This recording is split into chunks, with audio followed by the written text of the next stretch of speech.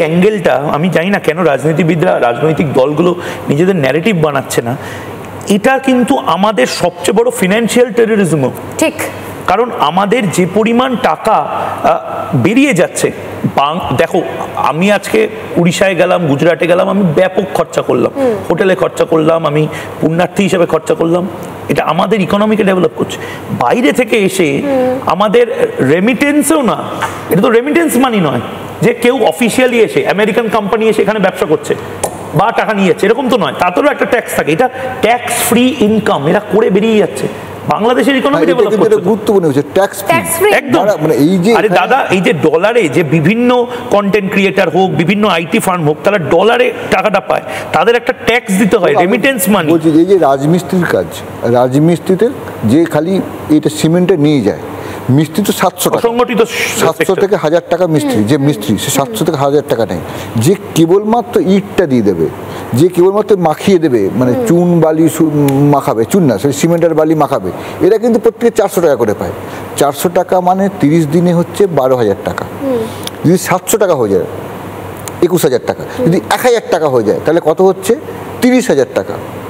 এই টাকাটা কে ইনকাম করছে? এই টাকাটা ইনকাম করছে পশ্চিমবঙ্গের নিজস্ব যারা মানুষজন আছে তারা যেমন করছে, বাংলাদেশ থেকে আসা তারাও ইনকাম করছে। এই প্রত্যেকের বাড়িতে যে ইনকাম, লোকের যারা কাজে যায় বা অন্য বিভিন্ন ক্ষেত্রে, এমন একটা ক্ষেত্র নেই ছাতা নিয়ে যে ছাতা সারাই করে, যে জুতো সারাই করে, যে সবজি নিয়ে মার্কেটে যাচ্ছে, এই গোটা তুমি যে কোনো বাজারে যাও, যে কোনো বাজারে গিয়ে যাও, যে কোনো দমদম, নিউ টাউন, যারা এই ঠেলায় করে তোমাকে ফুলকপি, বাঁধাকপি বিক্রি করছে, তাদের মধ্যেও খুঁজে পেলে দেখতে পাবে, এখন হয়তো পাবে না, যে তাদের অধিকাংশই বাংলাদেশ থেকে এসছে, কেউ যশোর থেকে এসছে। দুটো চারটে কথা বলো, কথা বলে আমাকেও বাড়ি খুলনায়, এমনি একটা কিছু বলে আমি উচ্চারণ করতে পারি না বাঙালি ভাষা।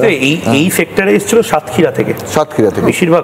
এই টাকাটা পুরোটা চলে যাচ্ছে, এই টাকাটা কিন্তু পুরোটা যাচ্ছে, এবং কেউ কেউ মনে করছে না টাকাটা আর ওখানেও পাঠাবো না, আমরা এখানেই বাড়িঘর করে ঠেকে যাবো। না না, টাকা যাক, মানে ভারতীয় অর্থনীতির আমদানি হবে, রপ্তানি হবে, যাক। আমার কথা হচ্ছে লক্ষ্মীর ভান্ডার, শুভ্রাংশুদা এখানে 1 2 3 4 5 জন আছি, 5 জনের লক্ষ্মীর ভান্ডারটা 5 জনের তো থাকছে না, আরো 4 জন এখানে অনুপ্রবেশকারী আছে যাদের দিতে হচ্ছে। ভাই কেন 4 জনের লক্ষ্মী ভান্ডার দেবে? আমাদের এখানকার মুসলিমদের দাও, আমাদের এখানকার হিন্দুদের দাও। 1000 টাকা সালেমা বিবিকে দাও, স্বর্ণালীকেও দাও, ময়ূককেও, এই যে এই সব বিভিন্ন ভাতার কথা বলে, ময়ূককে দাও, মকবুলকে দাও, ভারতের ময়ূককে দাও, ভারতের মকবুলকে দাও, কেন বাংলাদেশি মকবুলকে দেবো? একদমই তাই, এটাই প্রশ্ন হয়ে দাঁড়াচ্ছে। মানি প্ল্যান্টে কি পয়সা হচ্ছে নাকি আমাদের? মানি প্ল্যান্ট তো নাই, আমাদের টাকাগুলো কি হবে? একটা ছোট ইনসিডেন্ট, ওখানে আমি একটা হামিদা বলে একটি মহিলার ইন্টারভিউ নিয়েছিলাম। তিনি এসছেন ওই 2 থেকে 3 বছর আগে, ওখানে ওনার হাজবেন্ডের সঙ্গে এসছেন।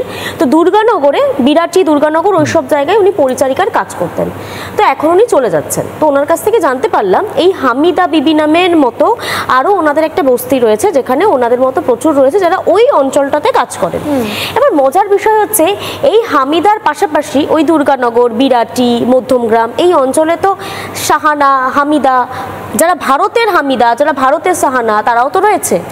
তারা কাজটা পেল না, তার মানে তারাই কিন্তু বাইরের রাজ্যে চলে যাচ্ছে। এটা তো অধিকাংশ ক্ষেত্রে হচ্ছে, কারণ হচ্ছে এরা যারা বাংলাদেশ থেকে আসছে, আমরা বহুবার রিপোর্ট করেছি, তারা অনেক কম টাকায় কাজ করছে, অনেক কম, যে টাকাটা হয়তো হওয়া উচিত তার থেকে হাফ টাকায় কাজ করছে। লোকজন সস্তা চাইছে, এত চারপাশে দাম, তারা ওটাকে নিচ্ছে। তোদের মনে আছে যে সময় আমরা যখন প্রথম এসআইআর শুরু হলো, আমরাই স্টোরি করেছিলাম যে শহর কলকাতার একদম দামি সমস্ত অভিজাত এলাকা, দামি দামি সমস্ত কমপ্লেক্স, সেইখান থেকে রাতারাতি গায়েব হয়ে গেছে যারা বাড়ির কাজের জন্য আসে।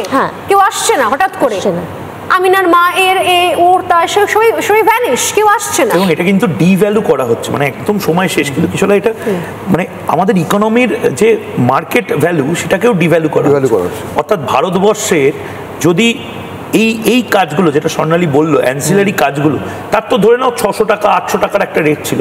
আমাদের জানিস তো যে রাস্তায় অনেক শ্রমজীবী খেটে খাওয়া মানুষ বসে থাকে কোদাল নিয়ে, তাদের কিন্তু একটা রেট থাকে ফিক্সড।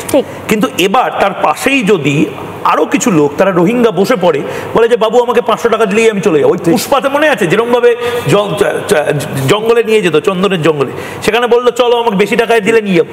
এটা কম টাকায় নিয়ে যাচ্ছে এরা। আমরা ডেস্কে সকালবেলা কে গেছিল আমার মনে নেই, বাট এই আইটি সেক্টরের ঠিক পিছন দিকে একটা বস্তি, সেখানের তালা দিয়ে চলে গেছে, পালিয়ে গেছে বাংলাদেশির অনুপ্রবেশকারীরা।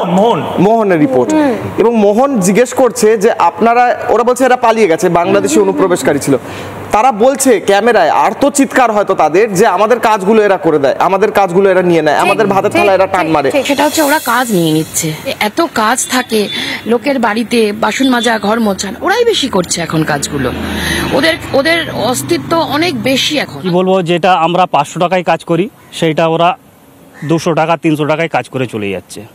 সেখানে তো আমাদের পেটের ভাত মরে যাচ্ছে না। যেখানে সবজি আমরা 20 টাকা কিনে খাই, সেখানে সবজির দাম আরও বেড়ে 30 টাকা হয়ে যাচ্ছে। এটা তো হওয়া তো উচিত নয়। আমার ভারতীয় মুসলমান ভাই বা খ্রিস্টান ভাই বা হিন্দু ভাইয়ের টাকা নিয়ে, তার অধিকার নিয়ে কেন একটা সরকার বা একটা দল একটা অনুপ্রবেশকারীকে লালন পালন করবে বলো না? এটা তো একটা কমন সেন্সের কথা, শুধু ভোট ব্যাংকের জন্য। এরাই হচ্ছে এই সমস্ত সীমান্তগুলোতে যেখানে মানুষজন এখন ফেরত যাচ্ছে, সেইখানে এসে তারাই বলছে যে কথা বলো না, ইনফরমেশন শেয়ার করো না, কথা বলো না। নানা ধরনের কন্টেন্ট দেখার জন্য লাইক করুন, শেয়ার করুন আমাদের ফেসবুক পেজ, সাবস্ক্রাইব করুন আমাদের ইউটিউব চ্যানেল। পাশাপাশি অন্যান্য ব্রেকিং নিউজের জন্য অবশ্যই চোখ রাখুন রিপাবলিক বাংলায়।